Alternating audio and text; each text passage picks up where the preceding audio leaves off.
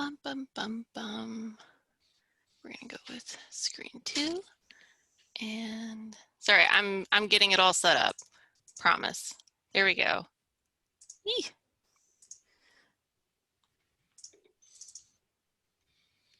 Okay, is that appearing, Jessica? Yep. Okay, well, thank you all for attending our session today. We are actually big on social graces, and we're working on scheduling and archiving state agency social media content. Oh, now we need to move forward one.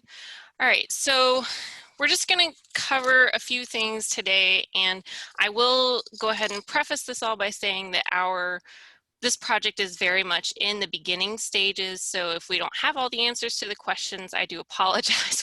We are doing our best. But what's the big deal with social media anyway? You know, I shouldn't say several years ago, but many years ago, we were at this agency trying to bring in electronic records, and that was our first hurdle. And as time has gone on, of course, electronic records are being created in different ways, and one of those ways is a social media account for different state agencies. For a while, we really didn't try to tackle I'm going to be mixing sports metaphors. We really didn't try to clear the hurdle of social media for various reasons. One of those reasons being that we felt that what was being created on those platforms was a duplication of what was already being made available to us through other avenues. But another reason was because we really just didn't have a good way to handle it. But social media as it is created by state agencies is actually very important because it is yet another way that state agencies share information, create information, and let the public know what their mission is and what their goals are. And those are all things that we are duty bound to document so that we can provide that information to future researchers and people who want to be holding government accountable, but we're also here to document South Carolina state agencies and show what it is that their purpose is and what they have accomplished. And a lot of that is now through social media sites.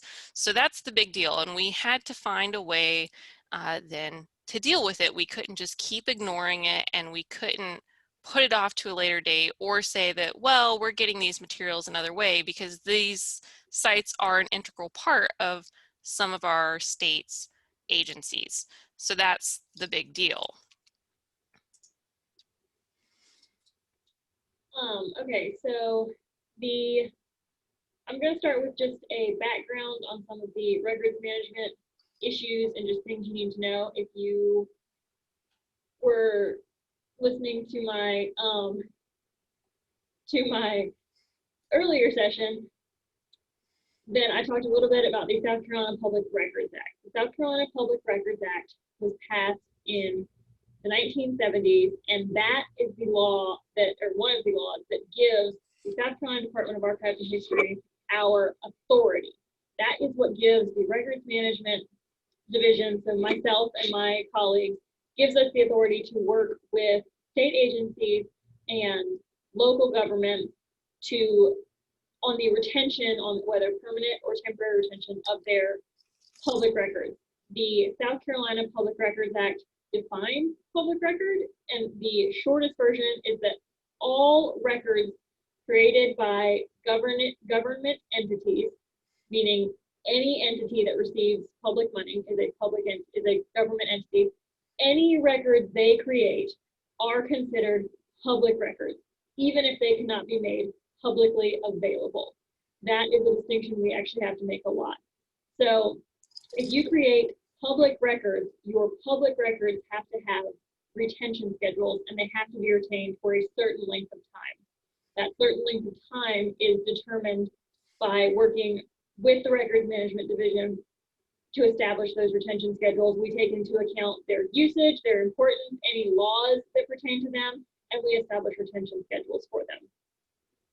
So under the definition of a public record in the South Carolina Public Records Act, social media is a public record. I'm going to caveat that by saying this applies only to official government social media accounts. In every training session I do, I point out that I have no authority over or desire to police your personal social media accounts. That is not what we're talking about here. We're talking about your official agency or local government social media accounts. So they are considered a public record, and we had to figure out how to deal with that. For a very long time, we were advising agencies to manually track their social media posts because at the time, and this was like several years ago, at the time there was actually no way to download an account's usage history. That has obviously changed, and we will address that moving forward. But we advised agencies to keep a spreadsheet of what they posted to social media, which social media platforms they posted to, when, those sorts of relevant metadata. It was kind of the only way to track it at that point. And then finally, I want to talk a little bit about the transfer of electronic records to the archive and the push to transfer the permanent records, especially. For a long time, the Department of Archives and History did not have the ability to take in permanently valuable electronic records. We allowed agencies to keep permanently valuable records electronically, but they had to hang on to them for a while. That all changed probably about 5 or 6 years ago at this point, when we had the ability to take in permanently valuable electronic records, and we actually started to push to take in permanently valuable electronic records. We had to make it clear to the state agencies that we could take these records off their hands and hopefully make their lives easier while preserving the permanently valuable ones. One of the steps we used to do that was we created our electronic records transmittal form. That has been a big help in making it easier on state agencies because our paper transmittal form is just very different and it's a little bit clunky. We're working on that too. So we created the transmittal form. We required the use of external media, meaning agencies chose what records they wanted to transfer. They put them onto any sort of external media of their choosing, whether it was USB key, flash drive, thumb drive, whatever you want to call them, CDs, DVDs, external hard drive. Essentially, we were saying we just couldn't accept records via email. We didn't want people emailing permanent records to us. So we required external media. And the final part of that push to transfer permanently valuable electronic records was enter the Legislative Oversight Committee and their compliance question. If any of y'all work for state agencies, you've probably dealt a little bit with the Legislative Oversight Committee. If you don't, or you're not familiar with that committee, what it is the state legislature created a committee to essentially audit a certain number of state agencies every year. Archives went first, and they asked us pretty much about everything we did, and they wanted to know why we weren't transferring as many electronic records as they had anticipated. And so when we explained to them that we essentially needed more authority to make agencies transfer records to us, in addition to making it just as they wanted to transfer electronic records to us. So what they did was they added a compliance question to all of their sessions moving forward. That meant after we went in front of them, any subsequent agency was asked if they were in compliance with the South Carolina Public Records Act, yes or no. And then they would get in touch with us and verify that yes, they were, or no, they weren't. If we hadn't had any contact with them we developed a broad section of criteria, and if we had not had any contact with them in a certain number of years, then they needed to get in touch with us and they needed to work with us. And so that kind of helped all of this process. These were just things that we had to overcome when we were thinking about taking in social media, and they were issues that had to be addressed and issues that we eventually made work to our advantage from a records management standpoint. All right, so those are the records management hurdles, but what about the actual archival processing, preservation, and access hurdles? Part of our reticence to deal with social media in the past was because we weren't quite sure how to capture it, how to maintain it, and how to present it in a way that makes sense. And I'm going to mention what's at the bottom really first, because that pulls into this quite a lot. But we were trying to figure out, are we interested in preserving the content that state agencies were posting and preserving that content separately in such a way that um, those documents were preserved, but not necessarily the interactivity of social media, or did we really need to provide those documents in a recreated or saved social media format? So did we need someone when they're searching, let's say Governor McMaster's Facebook posts, do they need to be able to see it on the page like they're searching his Facebook page, or do they just need to be able to see the post individually? So that that question, and then the software issue of not really being able to do this in a seamless, clean way is part of what has kept us from moving forward. And there's several different ways that archivists can capture and maintain social media, which I'm sure most, if not everyone on this presentation is familiar with. Archivit is, of course, the Internet Archive component, and I know quite a few people use it to capture social media pages as websites. There are pitfalls to that.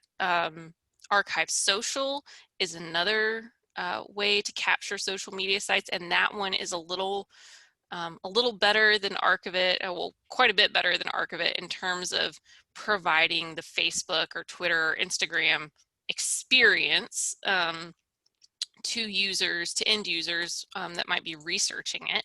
And it's a little more comprehensive than Archivit. It is a separate program, something else you'd have to pay for. And Smarsh is not quite as well known as Archive Social, but it's most similar to Archive Social compared to Archivit. And I haven't heard anyone who uses any of these products for capturing social media say that they're 100% perfect. There is a pitfall to each and every one. Archivit doesn't provide, doesn't necessarily capture everything on a Facebook page or an Instagram page or a Twitter page, or things move too fast, or certain portions of the site get cut or don't play back. Whereas Archive Social is worked with Twitter, I believe it was last year, and they incorporated the right to delete. So this didn't apply to any state agency pages, but if a state agency had, let's say, retweeted a tweet from someone, like a personal page, and that person had then deleted the tweet, that retweet of the tweet would then disappear because they were working with that right to delete.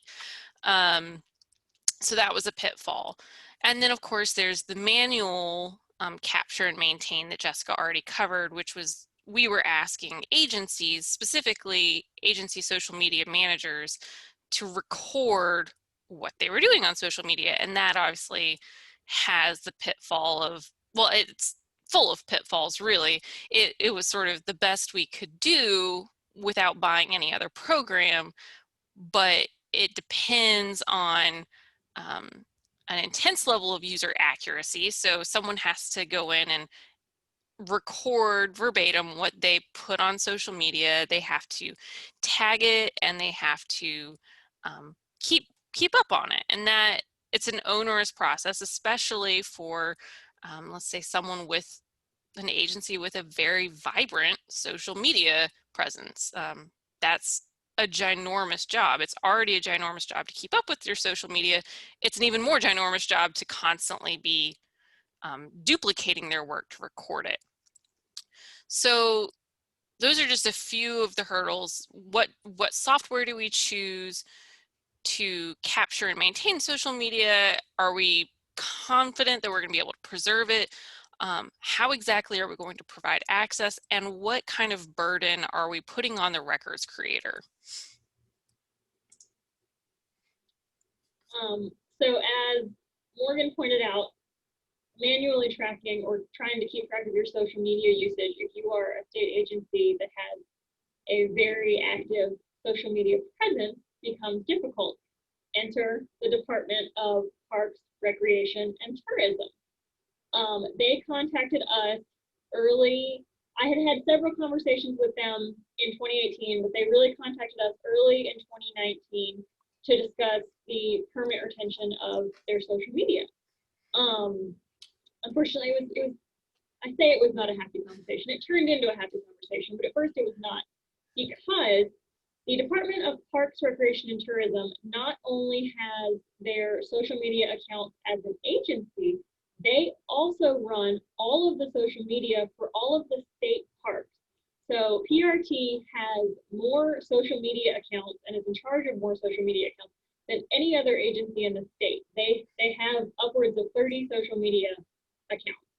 And so they already had a team of people who were trying to track social media, but there was just too much to deal with.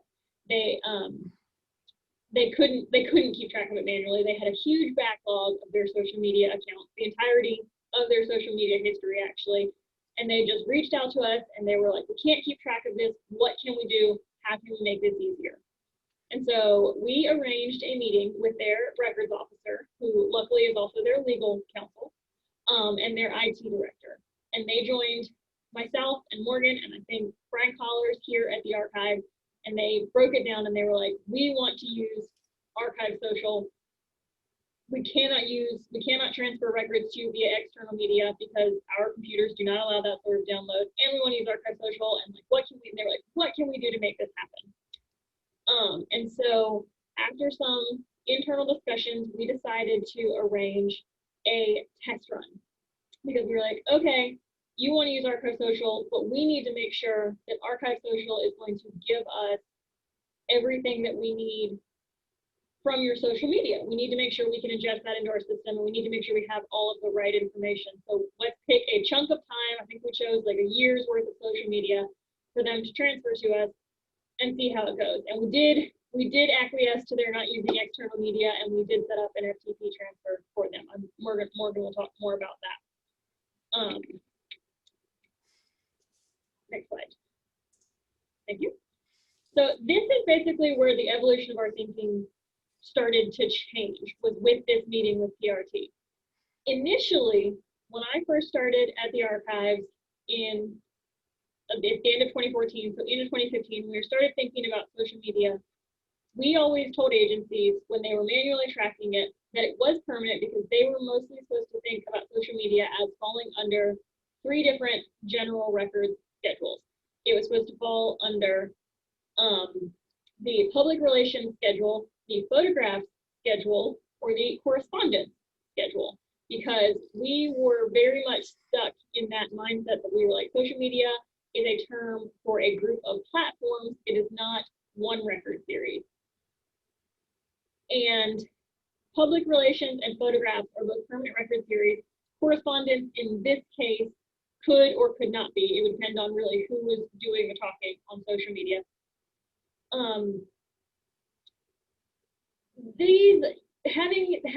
Advising agencies that the schedule that social media fell under these schedules really kind of confused and annoyed agencies and local governments, because none of the schedules, not a single schedule, actually says social media in their description. So they really didn't like to think about it that way. And in addition to that, in 2018, we held multiple workshops devoted specifically to email and social media, and we kept them small. We limited their attendance to 30, because we really wanted to explain to state agencies that social media and email at this point, I was always mentioning social media and email in the same breath from a records management standpoint. We really wanted to explain to them that it was all about content and it was not about format and that sort of thing.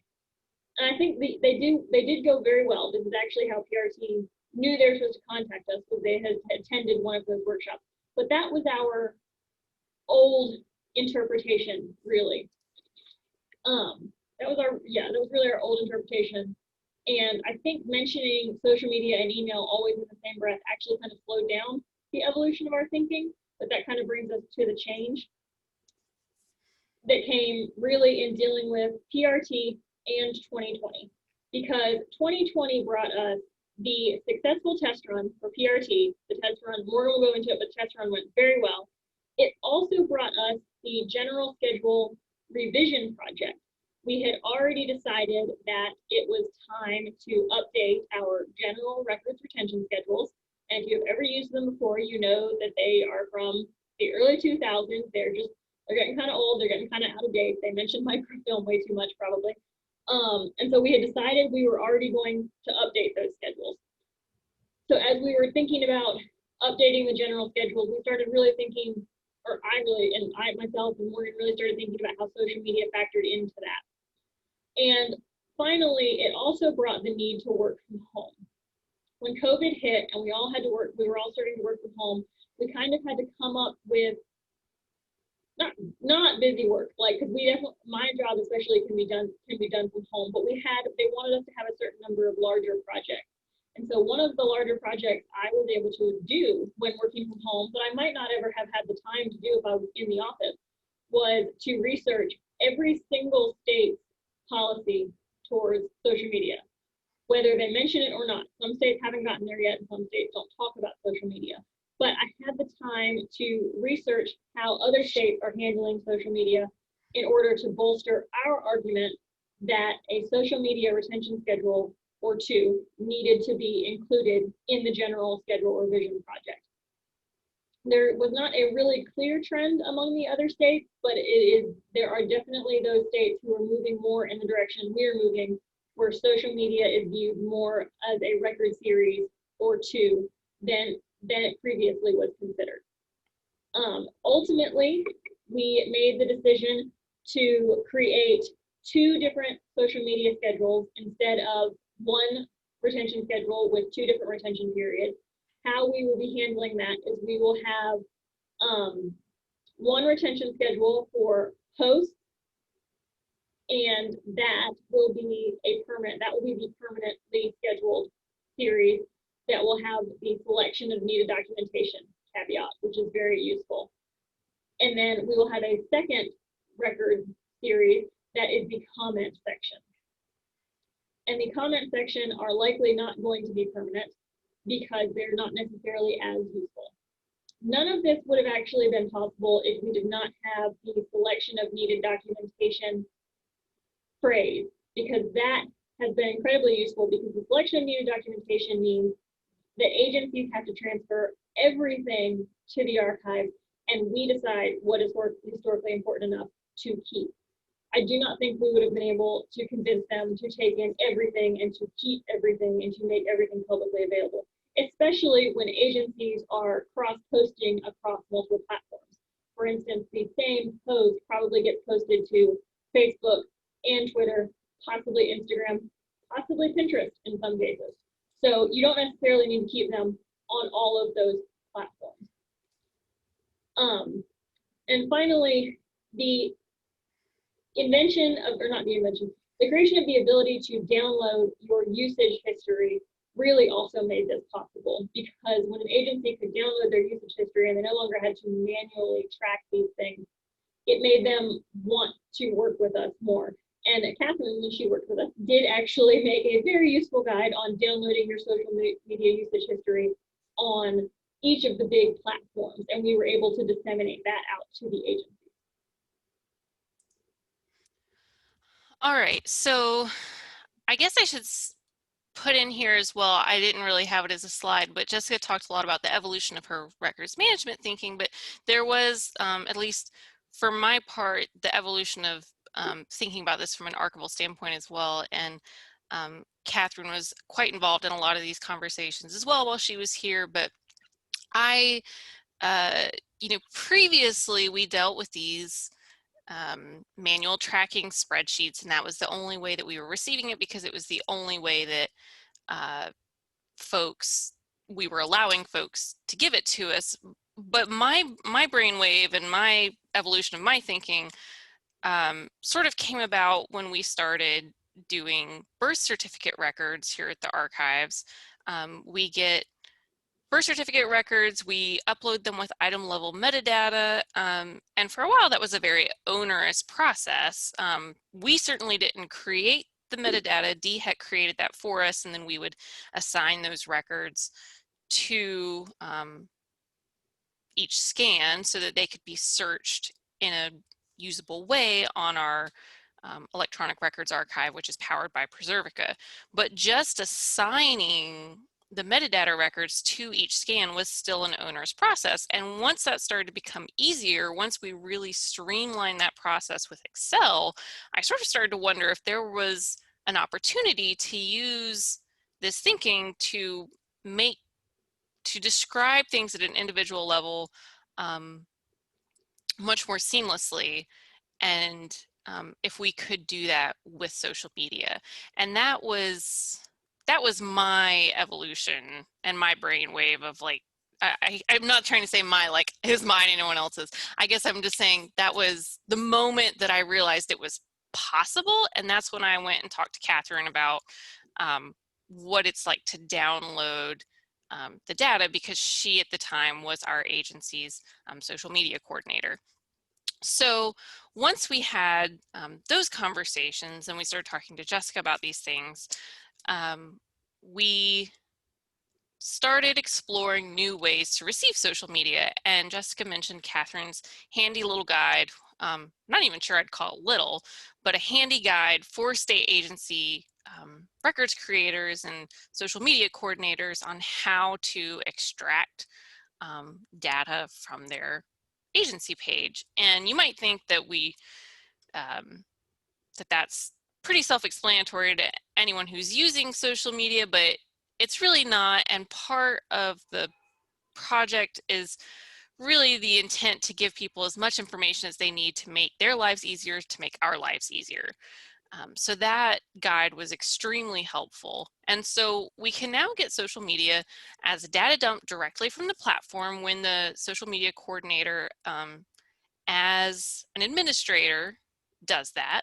We can get a data dump from a third-party vendor like Archive Social, or we can continue to receive manual tracking spreadsheets. And that's got a little heart next to it, but it should probably really have a sad face, because that's really not our preferred. And you can see a version of that in the top right. We will certainly still take it. It's not the end of the world, but it's, as you can see, not the cleanest. Whereas this on the bottom is what a dump looks like when it's directly from the platform or from a third-party vendor. All right, so once we get the social media, what do we do with it? So we had to make decisions about accessioning. And like I said, Catherine was involved in a lot of these decisions while she was here. Now that she's gone, Patrick McCauley and I have a lot of these conversations. And so what we're getting in, we have to decide what exactly is the series, because we haven't gotten this kind of thing before. And for a while when we were getting PRT, we thought, well, are we going to have a series for each significant account? So they have their Discover South Carolina, they have the state parks, they have the Lace House. So we thought, well, are we going to have a series for each one? But we ended up saying, no, we're just going to have one series for social media accounts for parks, recreation, and tourism. And then under that, we'll have sub-series for each account. And then the way these are actually arranged would be for each account, we would then have the platform, and then chronologically within the platform. We waffled for a little while back and forth between, do we do chronologically, and then within, so let's say 2020 January, and then the platforms under that, or do you have platform and then chronologically? So Facebook and then all of your different months. We decided to organize it by platform and then chronologically, because we thought that made the most sense for the end user to browse it, and it would also be the most seamless organization, and it would be the closest we could get to original order. So what are we describing? What information is important? Like I said, this whole project was really born out of the idea that we would do item level description. And part of this is because what we're trying to do, and I might have skipped over this, but I should really emphasize this now, is we're really trying to take advantage of the software we've already purchased. We at the archives are using Preservica as our electronic records preservation system and as our presentation system. So we also use Archivit, but in the past we discovered and discussed that we really didn't want to use Archivit for social media. So we were trying to find a way to make Preservica work for us without having to buy yet another system, because we didn't want to invest more money in a third system if we could utilize what we have on hand. So if we describe content, posts, images, and videos at an item level and put them into Preservica, we found that we could make them available through for users to search for at a granular level in a very efficient way. And we fiddled a little bit around on North Carolina's site because they use Archive Social. So we wanted to compare the searching experience on their site with the searching experience that we got through Preservica once we described social media at an item level, and was it comparable? And for us, it was comparable enough that we did not feel the need to invest in Archive Social or Smarsh. So this is my favorite part of this, and this is sort of what was born out of the birth certificates project. I discovered several years ago now, when we were doing birth certificates, there was a much more efficient way to create these XML item level metadata documents with Excel, that we could actually go into Excel, create a line of metadata for each record, and then open the VBA code in Excel and enter in a chock full of code to get it to generate an XML document for each Excel line. And if you're interested in knowing more about that, please get in touch with me. It's my favorite thing to proselytize about in terms of work. It has made my life so much easier. I know Catherine and I had talked about actually using it for other electronic records projects where we might be describing things actually still not at an item level, but at a deliverable unit or folder level, but where we might have a lot of folders with a lot of repeating information, that it would make our lives a lot easier to make Excel generate these documents for us instead of having to write each one out individually. So this aspect of processing and generating item level description was really what made everything possible. And so what we actually got from PRT, and actually from DNR, because we got a test from PRT, but we haven't actually processed their actual accession yet, because we got their test, then we got materials from Department of Natural Resources, and that's what we processed first after running the test.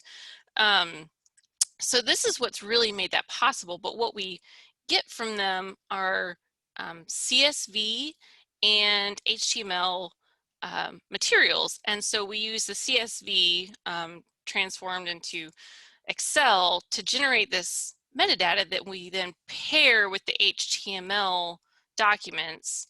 And the HTML we actually transform to PDF. So we essentially pair everything we get with the CSV to a PDF and then upload that. So every single piece of content is searchable actually because it's OCR'd, but it's also searchable because of the metadata that the system gave us in those CSV documents. And you can see an example of our XML file that's an item level description. So this is for a video of the Lexington Fishing Rodeo, which I've never been to, but now I'm kind of curious. And we can see when it was created, when it was made available to us. And then, we put in things like the Department of Natural Resources, that's our record group. We put in things like the language, it was actually in Spanish. So, and then the subject is actually the person that was in the video. We don't have a description because that's not something that we actually get in the CSV dump from the platform. And we figure that when we're posting these things, they are actually word searchable because they're PDFs that are OCR. So we don't need to copy the entire text of the post into that description. What we're really doing here is trying to make sure that each post is tagged and given context within our collections. It's not just that it's findable, it's that once it's found, it has context and someone else can figure out what it belongs to and what its relevance is, where it falls in the grand scheme of things.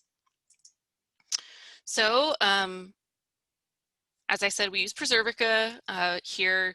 So we make these available through Preservica, and this is what it looks like when a video that was posted to Facebook is then made available on our site. And of course, these things are, Preservica has storage and cold storage and dark storage, so we're safe there. We're actually getting ready to transition at some point, I believe spring of 2021. Heretofore, we have been storing things on our Insight servers. We're actually getting ready to move to the cloud, and we're going to be doing GovCloud. So we're excited about that transition, and so we're feeling pretty good about that. But this is actually something from DNR. This is what it looks like. And again, you know, we're missing the component of someone isn't coming here and they're not able to get the quote unquote Facebook experience. So we certainly don't have a true emulation, but they are getting the content. And at the end of the day, we feel we have met our mandate as much as we are able to provide people with the content. We are preserving the content, and we're also placing that content in a larger context so that it is, you know, if someone Googles something and stumbles onto our page, we feel that it has been described enough that they can see where it falls. Now, there are several conclusions from this, and Jessica, I'll let you go first, and then I'll follow up. Yes. Honestly, the first conclusion we kind of came to with from the records management standpoint was it made explaining social media to state agencies so much easier, and that frankly will make it much more likely that they manage their social media properly and that they then transfer it to us after a certain amount of time so that it can be preserved permanently. Another conclusion we kind of came to was that email and social media are not the same thing. Not that we ever thought they were the same thing, but when we mentioned them in the same breath, it was way too easy to equate them. And the way that we kind of advise state agencies and local governments on both will be affected. Social media more so because we have now created and will be releasing that schedule for them when the new general retention schedules are released. And so that's kind of how we drew with them. It doesn't really change the way that I think about email from a social media, or from a records management standpoint. Email is still very much a platform that can contain multiple different record series, but it has kind of changed the way I advise government entities on how to deal with email as well, because there is more emphasis on the things that are in your email inbox that are not the official version of that record. And so social media has kind of factored into how we address that as well, which has been useful, because making it easier on government entities to conduct record management makes it more likely that they will do so properly.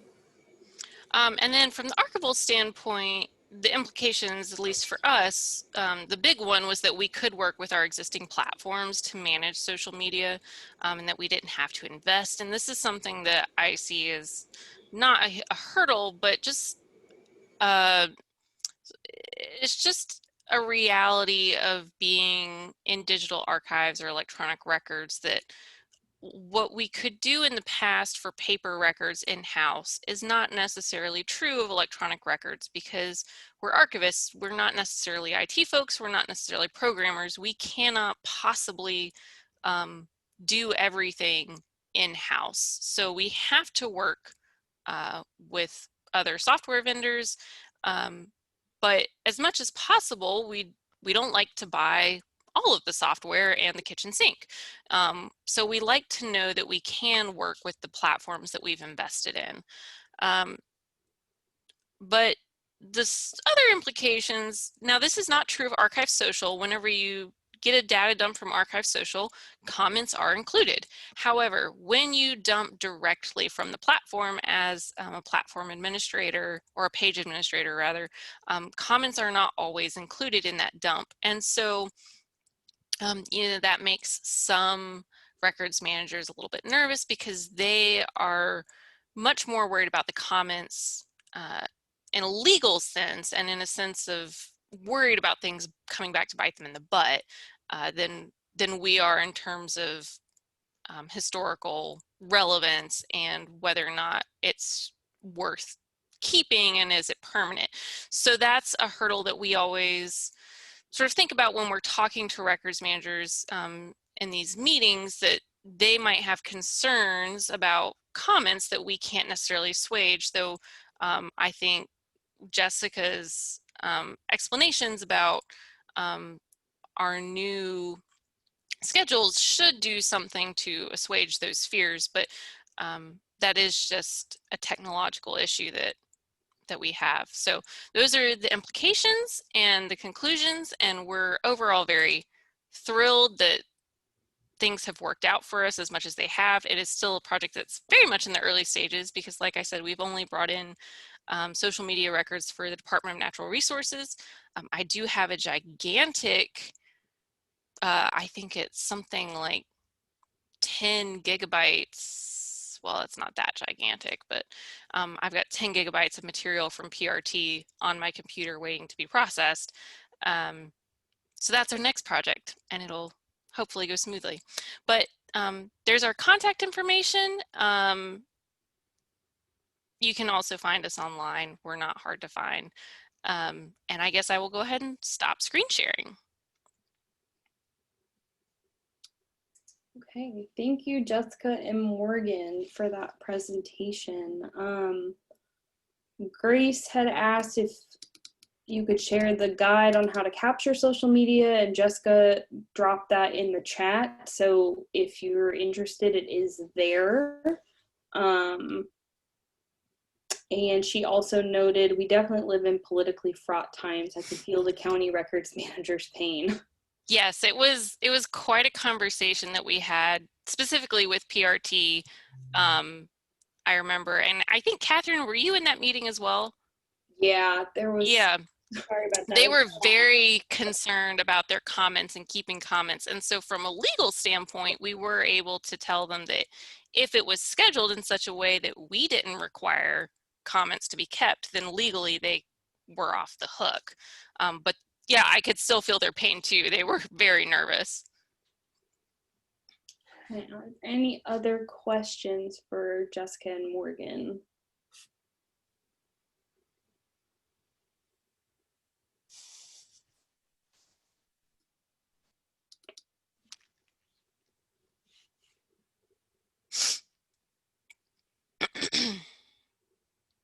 We just wowed everyone into silence. We've only got about a minute left anyways, but I know you put your emails up there as well, but they're both up on they're on the agency website, right? If anyone Mine is.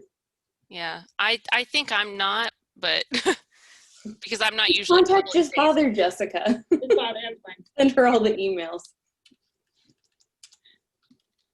Well, there's my information in the chat. So Anne said, great presentation, so much to think about. It's overwhelming.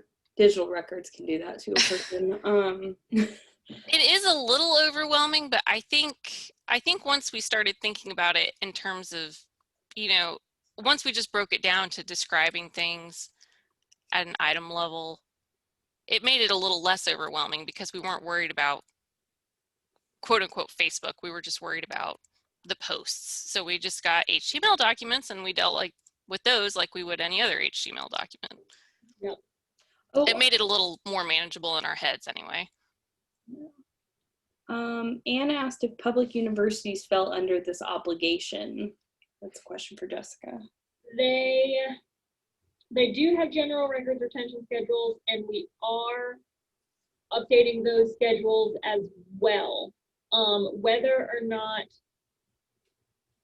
the social media schedules, the new social media schedules will be included in their new schedule is still being worked out. But yes, official public university social media is considered a public record because public universities are considered public entities. Okay.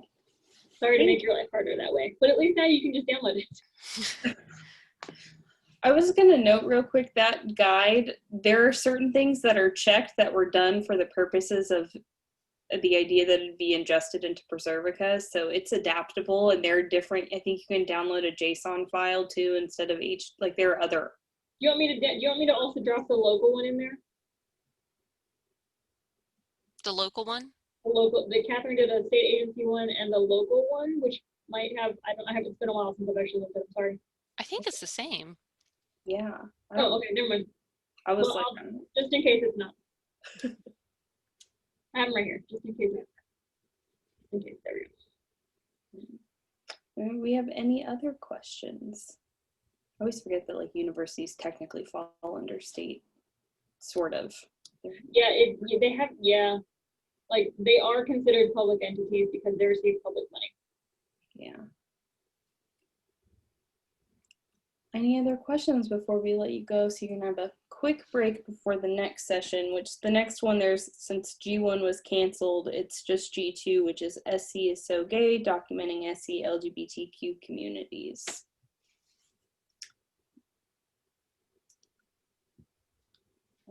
And really, if anyone has any records management questions about things more than just social media, give me a call. Okay. So I'm here. So Jessica Morgan's numbers are both in the chat, and the SCDH website should have some contact info as well. Yeah, mine's definitely there. Or both, or yeah. But mine is not, but if you contact Jessica, she will bounce you to me if it's more appropriate. And I am always happy to talk about little hacks for Excel or any other things for processing digital records. Yeah. Alrighty, well, I guess if no one else has any questions, that is the end of our session. Thank you, Jessica and Morgan, for sharing that. We appreciate it, and hopefully, I look forward to seeing when PRT is up there. It's going to be a bear, so it might be a little while, but I'll let you know. It'll be exciting either way, but thank you, and thank you. I'll let everyone go. Jim, I think you can stop the recording now.